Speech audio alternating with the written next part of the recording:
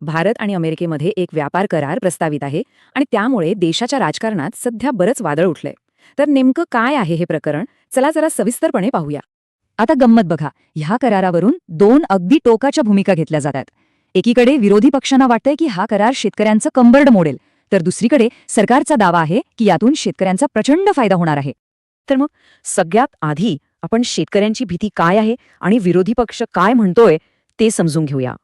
तर झालं असं की 13 फेब्रुवारीला काँग्रेस नेते राहुल गांधी यांनी काही शेतकरी संघटनांच्या नेत्यांची भेट घेतली आणि या भेटीतच या कराराबद्दलच्या गंभीर चिंता समोर आल्या. बरं, शेतकऱ्यांची मुख्य भीती काय आहे? तर त्यांना वाटतंय की अमेरिकेतून मका, सोयाबीन, कापूस, फळं, सुकामेवा यांसारखी उत्पादनं जर स्वस्तात भारतात आली तर इथल्या शेतकऱ्यांच्या मालाला कोण विचारणार? त्यांचे भाव पार कोसळतील. या चर्चेनंतर शेतकरी नेत्यांनी एकच भूमिका घेतली की या कराराला विरोध करायचा असेल तर देशव्यापी आंदोलन उभं करण्याशिवाय दुसरा पर्याय नाही. शेतकऱ्यांची ही बाजू ऐकून घेतल्यावर राहुल गांधींनी त्यांना आश्वासन दिलं.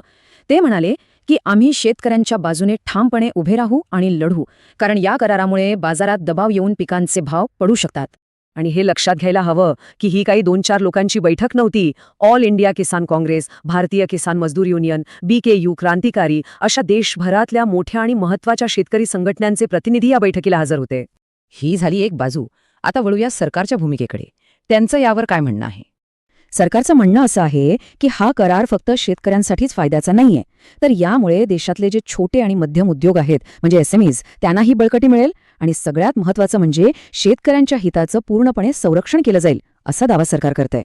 पण थांबा, हा वाद फक्त आर्थिक किंवा शेतकऱ्यांपुरता मर्यादित नाहीये. याच्या मागे एक मोठं राजकीय नाट्य सुद्धा आहे. याची पार्श्वभूमी अशी आहे की ही शेतकरी नेत्यांसोबतची बैठक होण्याच्या अगदी आधी राहुल गांधींनी संसदेत पंतप्रधान नरेंद्र मोदींच्या शेतकरी धोरणांवर जोरदार टीका केली होती आणि त्यांच्या त्या भाषणामुळे सभागृहात प्रचंड गदारोळ झाला होता. आणि त्याच भाषणामुळे आता राहुल गांधींवर विशेषाधिकार प्रस्ताव आणला जाण्याची शक्यता आहे. आता हा विशेषाधिकार प्रस्ताव म्हणजे काय?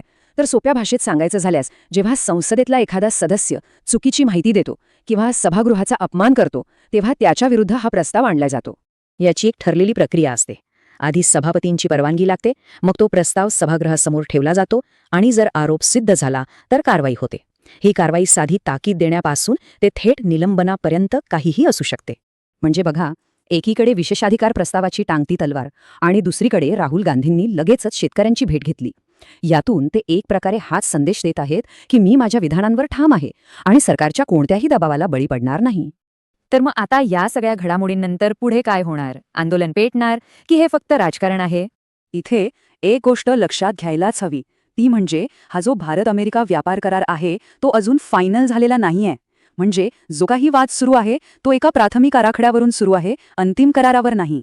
शेतकरी नेत्यांनी जरी आंदोलनाचा इशारा दिला असला तरी सध्या तरी विश्लेषकांचं म्हणणं आहे की लगेचच एखादा मोठं देशव्यापी आंदोलन उभं राहण्याची शक्यता कमी आहे. सध्या तरी हे प्रकरण राजकीय डावपेचांपुरतंच मर्यादित दिसतंय. पण यामुळे एक शेवटचा आणि सगळ्यात महत्त्वाचा प्रश्न उरतोच. आज जरी हे सगळं राजकीय नाट्य वाटत असलं तरी भविष्यात ह्याच भारत-अमेरिका व्यापार कराराच्या मुद्द्यावरून भारतात पुन्हा एकदा मोठं शेतकरी आंदोलन पेटणार का?